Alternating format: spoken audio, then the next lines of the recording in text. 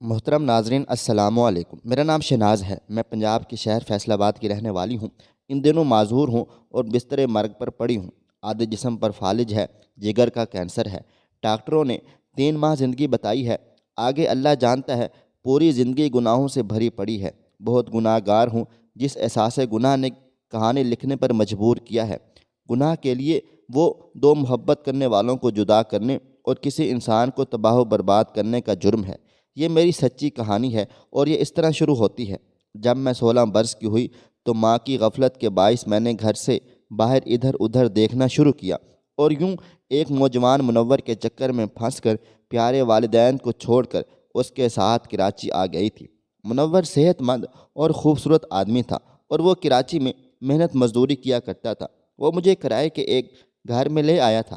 محلے والوں کو بتایا میں شادی کر کے آیا ہوں اور یہ میری بیوی ہے۔ وہاں 6 ماہ تک ہم میاں بیوی کی طرح رہتے رہے۔ نکاح کا کہتی تو کہتا کہ ابھی اتنی جلدی کیا ہے۔ اس دوران میں امید سے ہو گئی تھی۔ میں نے منور کو بتایا کہ اب ہمارا نکاح ہو جانا لازمی ہے، تو اس نے میری اس امید سے میرا دامن خالی کرا دیا، یعنی اس نے میرا ابارشن کروا دیا، اور ڈاکٹر نے ساتھ یہ بھی کہا کہ میں اب دوبارہ ہمیشہ کے لیے ماں نہیں بن سکتی اور میں ہمیشہ کے لیے بانجھ ہو گئی ہوں۔ اس واقعے کے کچھ دنوں بعد منور ایک روز جب کام پر گیا تو اسے کیا حادثہ پیش آیا کہ وہ واپس نہیں آیا اور میں اس کا انتظار ہی کرتی رہ گئی تھی۔ خدا جانے اس کو کوئی حادثہ پیش آیا یا وہ مجھے جان بوجھ کر چھوڑ گیا تھا۔ خیر میں اب بے یار و مددگار رہ گئی تھی۔ اب پچھتاتی تھی کہ بغیر سوچے سمجھے ماں باپ سے غداری کر کے گھر چھوڑ کے آنے کا کیا انجام ہوتا ہے۔ تاہم میرا انجام تو ابھی باقی تھا۔ واپس گھر لوٹ کر بھی نہیں جا سکتی تھی۔ ادھر مالک مکان نے منور کو تلاش کرنے کی بہت جدوجہد کی، لیکن اس کو کہیں سراغ نہ ملا۔ میں روز و شب اس کے انتظار میں گھر رہی تھی۔ کس دیار غیر میں اس کے سوا میرا کوئی اپنا نہیں تھا۔ مالک مکان نے کچھ دن انتظار کیا، پھر اس نے مجھے کہا، سچ بتاؤ، کیا واقعی تم منور کی بیوی ہو یا تمہیں وہ کہیں سے بھگا کر لایا ہے؟ اگر سچ بتا دو گی تو تبھی میں تمہاری مدد کر سکوں گا۔ مجھے مجبوراً اسے سچ بتانا ہی پڑا۔ تب اس نے مجھے اپنے مکان میں شرط پر رہنے کی اجازت دی کہ اس کے کام آؤں گی۔ میں نے یہ شرط مجبوراً مان لی کیونکہ اور کوئی چارہ نہ تھا۔ میں کہاں جاتی؟ اس نے میرے کھانے پینے کا بندوبست کر دیا۔ اب منور کی جگہ اس نے لے لی تھی اور کافی عرصے تک سلسلہ چلتا رہا، لیکن ایک روز اس کی بیوی کو شک ہو گیا۔ اس نے کھوج لگایا تو ایک ہنگامہ کھڑا ہو گیا اور پھر مجھے مار پیٹ کر گھر سے نکال دیا گیا تھا۔ اتنے بڑے شہر میں میرا کوئی نہ تھا، میں کہاں جاتی؟ اجنبی نے روتا پا کر ہمدردی کی اور وقتی سہارا دیا، مگر اگلی شب وہ بھی مجھے ایک گلی میں اپنی گاڑی سے اتار کر چلا گیا تھا۔ میں وہاں کھڑی ادھر ادھر میں چلتی نگاہوں سے ہر آتی جاتی کار کو دیکھ رہی تھی۔ کار میرے پاس آ کر رکی۔ کار کے مالک نے میرے لیے دروازہ کھولا اور میں ڈوبتے کو تنکے کا سہارا سمجھ کر اس میں بیٹھ گئی۔ بس پھر کیا تھا، اس کے بعد تو یہ روز کا معمول ہو گیا۔ میں بدی کے راستے پر چل پڑی تھی۔ ہر روز ایک نیا شخص میرا میزبان ہوتا تھا اور میں اس کے پاس ایک شب کی مہمان ہوتی تھی۔ یہی میرا معمول میرا ذریعہ روزگار بن گیا۔ فارغ وقت میں صبح و شام شہر کی آوارگی کرتی تھی۔ کبھی کبھی پارک میں جا بیٹھتی اور کبھی لاری اڈے پر ستائی نظر آتی۔ یوں ایک روز گل بائی کے علاقے میں 7 بھائیوں کے ہتھے چڑھ گئی تھی۔ انہوں نے مجھے رہنے کا ٹھکانہ دیا، مگر وہ کالے جادو کے بادشاہ تھے۔ مستقل ان کے پاس رہنے لگی۔ وہ ساتوں اپنے گندے عمل کے لیے مجھ سے کام لیتے اور گندے طریقے استعمال کرتے تھے۔ میں اب اپنے ہر حصے کی عادی ہو گئی تھی، کیونکہ مجھے کھانے کو خوراک، رہنے کو ٹھکانہ چاہیے تھا۔ وہ مجھے اچھی خوراک دیتے تھے اور ہفتے میں 2 روز کی چھٹی بھی ملتی تھی۔ ان دنوں شہر کے تفریحی مقامات پر گھومنے چلی جاتی اور کسی نہ کسی نئے ساتھی کے ساتھ یہ وقت بسر کر کے آ جاتی تھی۔ اب یہ میری عادت بن گئی تھی۔ اسی طرح میں جہانگیر روڈ پر رمضان نامی لڑکے سے ملی اور اس کے سامنے بھی اپنی مظلومیت کا رونا رو دیا کہ میرا باپ سوتیلا ہے اور وہ مجھ پر ظلم و ستم کرتا ہے، اس لیے میں بھاگی پھرتی ہوں اور میرے پاس رہنے کو کوئی جگہ نہیں ہے۔ خدارا میری مدد کرو۔ اسی طرح کے قصے میں ہر اس اجنبی سے بیان کرتی تھی جو سر راہ مجھ سے ہمدرد بن کر ملتا تھا۔ رمضان نے واقعی مجھے مظلوم سمجھا۔ کہنے لگا، میرے پاس تو کوئی ایسی جگہ نہیں ہے کہ تمہیں رکھوں، البتہ میں اپنے دوست بابا کے پاس تمہیں لے چلتا ہوں۔ وہ ضرور کوئی نہ کوئی بندوبست کر دے گا۔ میں سمجھی کہ بابا کوئی بڑی عمر کا آدمی ہوگا۔ جب ہم وہاں گئے تو وہ اپنے دوستوں کے ہمراہ سمندر کے کنارے بیٹھا ہوا تھا۔ رمضان اسے بلا کر لایا تو میں نے دیکھا وہ ایک 22-23 سالہ کا خوبصورت سا لڑکا تھا۔ میں تو بس اسے دیکھتی رہ گئی تھی۔ وہ پہلے ہی نظر میں میرے دل میں اتر گیا تھا۔ اس کو میرے بارے میں بتایا تو وہ میری مدد کو تیار ہو گیا تھا۔ اس نے رمضان سے کہا کہ تم لوگ جا کر کولڈ ڈرنک وغیرہ پیو، میں 1 گھنٹے تک آتا ہوں، پھر اس کے رہنے کا انتظام کرتے ہیں۔ وہ چلا گیا۔ رمضان مجھے کولڈ ڈرنک کی دکان پر لے آیا۔ وہاں رمضان نے بتایا کہ اس کا نام ارحم ہے، اچھے خاندان کا ہے، لیکن ہم سب اسے بابا کہہ کر پکارتے ہیں۔ یہ اچھی ملازمت پر ہے، پیسے والا آدمی ہے اور یہاں اپنی منگیتر سے ملنے آتا ہے۔ رابعہ اس کی منگیتر کا نام ہے۔ وہ رئیس زادی ہے۔ دونوں میں بہت محبت پیار ہے۔ یہ ایک دوسرے کے دیوانے ہیں۔ تھوڑے عرصے میں ان کی شادی ہو جائے گی۔ یہ سب رمضان نے مجھے بتایا تو میں اور بھی ارحم کی دیوانی ہو گئی تھی۔ ارحم کے بچپن کا دوست تھا، اس کے ہر راز سے واقف تھا۔ میں نے رمضان سے ارحم کے بارے میں پوچھا تو وہ کہنے لگا، تم اس قدر حیران کیوں ہو گئی تھی اس کو دیکھ کر؟ میں نے کہا، میں صرف یہی چاہتی ہوں کہ تم کسی نہ کسی طرح ارحم سے میری دوستی کروا دو۔ ابھی میں اور رمضان یہی باتیں کر رہے تھے کہ ارحم آ گیا۔ کہنے لگا کہ 1 گھنٹے کی چھٹی لے کر آیا ہوں، فوراً چلو۔ وہ ہمیں لے کر یونیورسٹی روڈ پر آ گیا تھا۔ یہاں اس کا ایک دوست رہتا تھا۔ دونوں میاں بیوی تھے اور ان کا کوئی بچہ نہیں تھا۔ ان کی بیوی نرس تھی اور اس کا نام سکینہ تھا۔ شوہر کا نام خالق تھا جو بے روزگار تھا۔ رمضان نے بتایا کہ ان لوگوں پر ارحم بابا کے بہت سے احسانات ہیں۔ یہ دونوں اس کا بےحد احترام کرتے ہیں۔ ارحم نے ان سے میرے رہنے کے لیے پوچھا تو وہ دونوں مجھے اپنے ہمراہ رکھنے پر تیار ہو گئے تھے۔ میں خالق اور سکینہ کے گھر رہنے لگی۔ جاتے ہوئے ارحم نے مجھے خرچ کے لیے 2000 روپے دیے کہ یہ رکھ لو اور ضرورت ہو تو رمضان کو فون کر کے بتا دینا، میں اس کے ہاتھ تمہیں پیسے بھیج دیا کروں گا۔ میں اب نہیں آؤں گا، البتہ رمضان تمہارے پاس آتا جاتا رہے گا۔ ارحم چلا گیا تھا، اس کے بعد وہ نہیں آیا۔ رمضان آتا تھا، میں اس کے ساتھ باہر چلی جاتی تھی۔ چند دنوں میں میں اور وہ ایک ہو گئے تھے۔ یہ وقت کی ضرورت تھی، مگر میری روح کی ضرورت ارحم تھا۔ اب میں اس کی چاہت میں بے قرار رہنے لگی تھی، بے چین رہتی تھی۔ میں ارحم کو پانا چاہتی تھی، مگر کیسے سمجھ میں نہیں آتی تھی۔ جب دل کا بوجھ بڑھتا گیا اور ناقابل برداشت ہو گیا، تب میں نے رمضان کو بتا دیا کہ میں ارحم کو پانا چاہتی ہوں۔ اس نے کہا، پاگل ہو گئی ہو، وہ رابعہ کو دل و جان سے چاہتا ہے، وہ اس طرح کا لڑکا بھی نہیں ہے، وہ بہت سرفرا لڑکا ہے۔ دوبارہ ایسی بات منہ سے مت نکالنا، ورنہ وہ تمہیں جان سے بھی مار ڈالے گا۔ تم اسے نہیں جانتی، وہ جس قدر رحم دل ہے، اس قدر سخت دل بھی ہے۔ خیال میرے دل میں بس گیا ہے رمضان، میں تمہیں اپنا دوست سمجھتی ہوں، اس لیے بتا دیا ہے۔ میں نے التجا کی، یہ خیال تم اپنے دل سے نکال دو۔ تم کیا ہو اور وہ کیا ہے، ذرا یہ بھی سوچو۔ بات رمضان کی یہ میرے دل کو لگی۔ میں ایک گمراہ ہستی اور وہ ایک شریف خاندانی لڑکا، میرا اور اس کا کوئی جوڑ نہ تھا، مگر میں دل کے ہاتھوں مجبور ہو گئی تھی۔ میں نے ارحم کو مکمل پھانسنے کا پروگرام بنا لیا تھا۔ ایسا لگتا تھا کہ کوئی غیبی طاقت میری مدد کر رہی ہے اور نئی نئی باتیں میرے دل و دماغ میں ڈال رہی ہے۔ اب میرے پروگرام کے دوسرے حصے میں ارحم کو یہاں بلانا اور رات کو روکنا تھا تاکہ میرا کھیل ادھورا مکمل ہو سکے۔ اس کے لیے میں نے سکینہ سے مدد چاہی۔ پہلے تو وہ بہت ناراض ہوئی کہ تم کتنی آسان فراموش ہو، جس نے تمہیں پناہ دی، تم اسی کی خوشیاں برباد کرنا چاہتی ہو۔ اس کی شادی ہونے والی ہے، اب تم اس کا خیال دل سے نکال دو۔ میں نہ مانی اور سکینہ کے سامنے بہت روئی، خدا کے واسطے دیے اور اس کو بالآخر راضی کر لیا۔ وہ میری مدد کرنے کو تیار ہو گئی تھی۔ میں نے رمضان کی منت سماجت کر کے ارحم کو بلوایا، کیونکہ رمضان جو پہلے مجھ پر فدا تھا میری بات مان گیا اور ارحم کو لے آیا۔ سکینہ نے چائے بنا کر دی تو میں نے چائے میں نیند کی گولیاں ملا کر ارحم کو پلا دی۔ چائے پینے کے تھوڑی دیر بعد ارحم کرسی پر بیٹھے بیٹھے سو گیا۔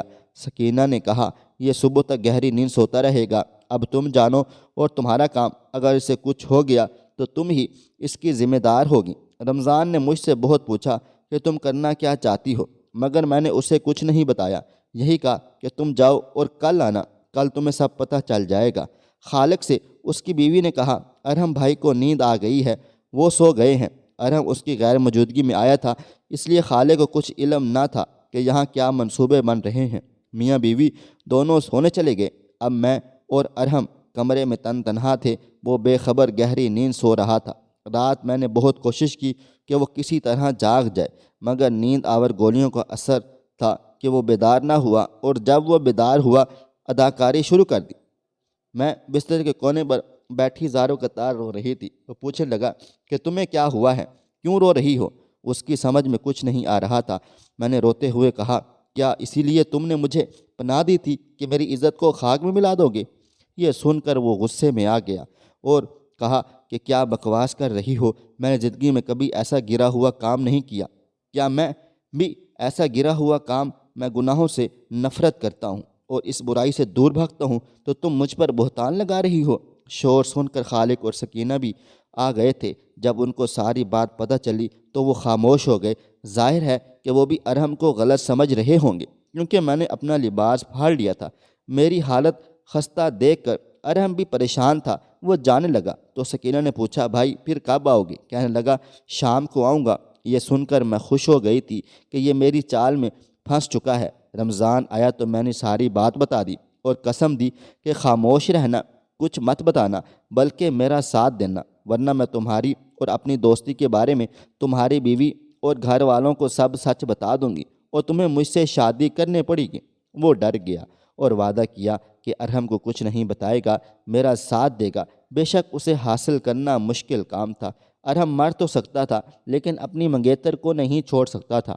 پھر بھی میرے دل کی لگی مجھے اکسا رہی تھی۔ میں کوشش تو کروں۔ شام میں ارحم آ گیا اور اس نے مجھ سے بات کی تو اور کوئی گھٹیا حرکت نہیں کر سکتا، لیکن اس کی سمجھ میں نہیں آ رہا تھا کہ وہ یہاں رات بھر سویا کیوں۔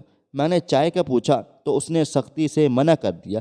شاید کہ اسے شک ہو گیا تھا کہ میں نے کچھ چائے میں ملا کر دیا تھا، اس کی وجہ سے اس نے کو نیند میں جکڑ لیا۔ اس نے میرے ہاتھ سے پانی تک نہ پیا، مگر وہ بہت پریشان تھا، گم و گو کی کیفیت میں مبتلا تھا۔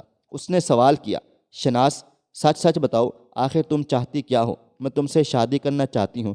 تبھی اس نے صاف انکار کر دیا اور کہا، میں مر تو سکتا ہوں لیکن رابعہ کے علاوہ کسی سے شادی نہیں کر سکتا۔ اس نے کہا، اس ایک مطالبے کے علاوہ مجھ سے جو مانگے دوں گا، جو چاہیے لے سکتی ہو، جتنے پیسے چاہیے مانگ لو۔ میں نہیں مانی، بلکہ میں نے کہا، میں یہ کیس پولیس کے حوالے کر دوں گی۔ تم نے میری عزت پر ہاتھ ڈالا ہے، اس کے بعد جو ہوگا تم سوچ بھی نہیں سکتے۔ یہ بات سن کر وہ بہت پریشان ہوا اور اسی پریشانی کے عالم میں چلا گیا۔ رمضان جو کہ پہلے بھی میری مٹھی میں تھا، اس نے مجھے بتایا کہ ارحم اپنی ماں سے بہت ڈرتا ہے اور اس کی اجازت کے بغیر کوئی کام بھی نہیں کرتا۔ اگر تم اس کی ماں تک پہنچ جاؤ اور اس سے فریاد کرو تو تمہارا کام بہت آسان ہو جائے گا۔ رمضان نے کہا، تم میری امی کے ساتھ ارحم کی ماں کے گھر جاؤ اور رو پیٹ کر ماں کے دل میں رحم جگاؤ اور قابو کر لو تو تمہارا کام آسانی سے ہو جائے گا۔ دوسرے روز میں رمضان کی والدہ کے ہمراہ ارحم کے گھر پہنچ گئی تھی۔ شام کا وقت تھا اور ارحم گھر پر نہیں تھا۔ میں نے اس کی والدہ کو بتایا کہ بیٹے نے مجھ سے شادی کر لی ہے اور وہ مجھے گھر نہیں لاتا ہے، اس لیے میں رمضان کی والدہ کے ساتھ آئی ہوں۔ رمضان کی والدہ نے بھی گواہی دی کہ یہ ارحم کی بیوی ہے۔ یہ گواہی اس نے اپنے بیٹے کے کہنے پر دی تھی۔ اس کے ساتھ بیان کے گھر میں ہی طوفان آ گیا تھا۔ ایک ہنگامہ ہو گیا۔ تھوڑی دیر میں اس کے سارے بھائی جمع ہو گئے تھے۔ میں نے مظلومیت کا ایسا ڈھونگ رچایا کہ سب کی ہمدردیاں حاصل کر لی تھی۔ وہ سب ارحم کو برا بھلا کہہ رہے تھے۔ رات گئے، ارحم آ گیا۔ مجھے اپنے گھر دیکھ کر وہ ہکا بکا رہ گیا تھا اور بولا، تم یہاں کیا کر رہی ہو؟ میں نے جواب دیا، تم تو نہیں لا رہے تھے، لہٰذا میں خود آ گئی اپنے گھر۔ وہ کہنے لگا، یہ تمہارا گھر کب سے ہو گیا؟ جب سے تمہاری بیوی بنی ہو۔ میں نے جواب دیا، اب میں اپنے گھر آ گئی ہوں۔ یہ بات سن کر ارحم زور سے اچھلا، کیا بکواس لگا رکھی ہے؟ چلو یہاں سے دفع ہو جاؤ، نکل جاؤ۔ اس نے اپنے گھر والوں سے کہا، یہ بکواس کر رہی ہے، میرا اس سے کوئی تعلق واسطہ نہیں ہے۔ بے گھر تھی، میں نے ہمدردی میں اس کی مدد کی اور اب یہ مجھے بلیک میل کر رہی ہے۔ یہ فراڈیا عورت ہے اور آپ لوگ اس کی باتوں میں نہ آئیں، بلکہ اس کو یہاں سے نکالیں۔ وہ جو بھی کہتا رہا، مگر اس کے گھر والے انتہائی شریف لوگ تھے۔ انہوں نے مظلوم اور سچا سمجھ کر میرا ساتھ دیا اور ارحم کو ہی برا بھلا کہتے رہے۔ اس نے اپنے گھر والوں کو بہت یقین دلایا مگر کسی نے اس کی نہ مانی۔ اس کے بڑے بھائی نے یہاں تک کہہ دیا اگر یہ تمہاری بیوی نہیں ہے تو ہم تمہارا اس سے دوبارہ نکاح کر دیتے ہیں، پھر تو تمہاری بیوی ہو جائے گی۔ اب یہ یہاں سے کہیں بھی نہیں جائے گی، یہ عورت ذات ہے، ہم اس کو بے آسرا نہیں کر سکتے۔ ارحم غصے میں گھر سے چلا گیا اور 3 دن تک اس کا کوئی اتا پتہ نہیں چلا کہ وہ کہاں گیا ہے۔ اس کی ماں بہت پریشان تھی اور وہ مجھ سے بار بار پوچھتی تھی تم نے سچ بولا ہے یا جھوٹ بولا ہے، مگر میں نے ان کو رو رو کر یقین دلاتی رہی کہ میں سچ بول رہی ہوں۔ انہوں نے مجھ سے نکاح نامے کا پوچھا تو میں نے بتایا کہ وہ ارحم کے پاس ہے۔ انہوں نے میری بات کا یقین کر لیا تھا۔ 3 دن کے بعد وہ آیا اور اپنی ماں سے کہا کہ آپ لوگ میری اس سے شادی کرانا چاہتے ہیں تو ٹھیک ہے، مگر یہ بالکل خاموشی سے ہوگی، میں نے انتظام کر لیا ہے، کل میں اس کے ساتھ نکاح کر لوں گا، کسی کو اطلاع کرنے کی ضرورت نہیں ہے۔ اس کے بعد اس نے خاموشی اختیار کر لی، کسی کو کسی بات کا جواب نہیں دیا۔ دوسرے دن اس کے چند دوست قاضی کو لے کر آ گئے۔ ہمارا نکاح ہوا، میں بہت خوش ہو گئی تھی، مگر یہ خوشی عارضی ثابت ہوئی۔ دوستوں اور قاضی کے جانے کے بعد اس نے اپنے سب گھر والوں کو جمع کیا، ان کو شروع سے آخر تک ساری بات بتائی کہ کس طرح پولیس کے نام پر اس نے مجھے بلیک میل کیا ہے، میں نے اس بدنامی سے بچنے کے لیے یہ سب کچھ کیا ہے اور اب میں اس کو طلاق دے رہا ہوں۔ اور اس نے طلاق نامہ اور حق مہر نکال کر مجھے دیا، بولا کہ تمہاری نکاح کرنے کی خواہش پوری ہو گئی ہے، اب تم کوئی کیس مجھ پر نہیں کر سکتی، فوری طور پر یہاں سے دفع ہو جاؤ، نکل جاؤ۔ اس نے مجھے اپنے گھر سے نکال دیا۔ گھر والوں نے اسے بہت روکا مگر اب وہ بالکل بدل چکا تھا، اس کا اعتماد لوٹ آیا تھا۔ اس نے اپنے گھر والوں سے کہا میں اب آپ سے کوئی میرے معاملات میں نہیں بولے گا، میں نہیں تو میں انتہائی قدم اٹھا لوں گا، اپنی جان دے دوں گا۔ اس بات پر سب خاموش ہو گئے، سب چپ کر گئے تھے۔ ارحم نے مجھے گھر سے نکال دیا، میں جیت کر بھی ہار گئی تھی۔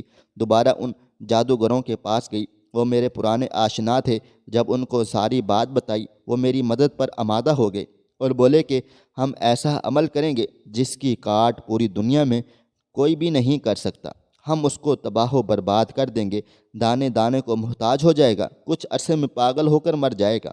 ان جادوگروں نے اپنا عمل شروع کر دیا، ساری رات عمل کی محفل سجائی گئی۔ اس محفل کے درمیان انہوں نے ارحم کے ساتھ پتلے بنائے، گندگی میں ان کو لت پت کر دیا اور رات ہی کو میرے ساتھ جا کر مختلف قبروں میں دفنا دیا اور کہا فکر نہ کرو، اب اس کی بربادی کا تماشا دیکھو، وہ اب رابعہ سے شادی تو مر کر بھی نہیں کر سکتا ہے، وہ اس کو ٹھکرا دے گا، ہم نے ایسا عمل کیا ہے۔ ان کی باتوں سے میں بہت زیادہ خوش ہو گئی تھی، بس نہیں کیا بلکہ میں ان جادوگروں کی بچی کو لے کر ارحم کی سالی کے گھر چلی گئی۔ اتفاق سے ارحم بھی اپنی سالی کے گھر بیٹھا ہوا تھا۔ میں نے وہاں بہت ہنگامہ کیا، سب کو بتایا کہ میں ارحم کی بیوی ہوں اور یہ اس کی لڑکی ہے، نہ تو وہ گھر آتا ہے اور نہ ہی خرچہ دیتا ہے، اب میں بتاؤ کیا کروں۔ ارحم کی سالی یہ بات سن کر بہت پریشان ہوئی اور مجھے اپنے ساتھ لے کر اپنے والدین یعنی رابعہ کے گھر چلی گئی۔ وہاں ایک اور ہنگامہ ہوا، رابعہ نے بغیر تصدیق کیے ارحم کی انگوٹھی اتار کر پھینک دی اور اسے برا بھلا کہتی ہوئی دوسرے کمرے میں چلی گئی تھی۔ کسی نے ارحم کی حمایت نہیں کی، سب نے میری بات مان لی۔ افسوس رابعہ پر ہوا کہ وہ ارحم سے ملے بغیر ہی خلاف ہو گئی تھی۔ میں نے سوچا کہ یہ سب کالے جادو کی وجہ سے اس کے خلاف وہ ہو رہے ہیں، ورنہ اس بیچارے کا تو سراسر کوئی قصور بھی نہیں تھا، اس کی منگیتر اس کے خلاف ہو گئی تھی۔ جیسے مجھے بھرپور کامیابی مل گئی ہو، اس کے بعد اس کے آفس اور ہر جگہ جہاں جہاں وہ جاتا تھا میں جا کر ایسی ہی باتیں کیا کرتی تھی کہ لوگ اس کے خلاف ہو جاتے تھے۔ ایسا لگتا تھا اب تو ساری دنیا اس کے خلاف ہو گئی ہے۔ لوگوں کی طنز بھری حقارت امیز نظروں سے تنگ آ کر اس نے آفس، گھر، ہر جگہ جانا چھوڑ دیا اور وہ بالکل لاپتہ ہو گیا۔ شاید اس نے گھر ہی چھوڑ دیا تھا۔ سال بھر میں اس کو تلاش کرتی رہی اور بدنام ہوتی رہی، لیکن اس کا کوئی پتہ نہ چلا وہ کہاں گیا ہے۔ ہر جگہ سے یہی جواب ملتا، وہ اب یہاں نہیں آتا۔ اس دوران بدنامی سے ڈر کر اس کے گھر والے بھی کسی اور جگہ شفٹ ہو گئے ہیں۔ مسلسل دفتر نہ جانے کی وجہ سے اس کی نوکری بھی چھوٹ گئی تھی۔ سب کچھ چھوڑ چھاڑ کر اپنی عزت بچانے کی خاطر نہ جانے کہاں چلا گیا۔ ناچار مجھے آخر اس کا خیال چھوڑنا ہی پڑا، تاہم پیٹ کا دوزخ بھی بھرنا تھا۔ رمضان اور خالق میں مجھ سے بیزار ہو چکے تھے۔ عورت ہونے کے ناطے ایک سکینہ تھی جو میرے ساتھ تھی، لیکن وہ بھی آخر کار مجھے چھوڑنے والی تھی۔ بس مجھے اپنی پرانی ڈگر کو پھر سے اپنانا پڑا اور میں اپنی پرانی روش پر آ گئی۔ اب میں ہر نئے دوست کو اپنے غم کی داستان سناتی، شادی کی آفر کرتا، میں اس سے نکاح کر لیتی، مگر پھر طلاق لے لیتی تھی۔ مجھے میرے اندر کی بے چینی کسی کے ساتھ زیادہ دن آباد نہ رہنے دیتی تھی اور چین نہیں لینے دیتی تھی۔ میں ارحم کو پانا چاہتی تھی اور یہ امر میرے اختیار میں نہیں تھا۔ میں پیٹ کی مجبوری کی خاطر تو کر لیتی تھی، مگر نبھانا میرے بس کی بات نہ رہی تھی۔ میں نے اس دوران 4 بار شادیاں کی، مگر کسی شوہر کے ساتھ 1-2 سال سے زیادہ نہ رہ سکی۔ میں ہر ماہ ارحم کے آفس اور رابعہ کے گھر اس کا پوچھنے جاتی، مگر وہ کہتے اس کو یہاں آئے عرصہ گزر چکا ہے، دوبارہ نہیں دیکھا۔ تبھی ایک روز یاد آیا کہ جادوگروں نے کہا تھا کچھ عرصے بعد پاگل ہو کر مر جائے گا، شاید وہ مر گیا ہو، ورنہ کبھی نہ کبھی تو کسی کو نظر آ جاتا۔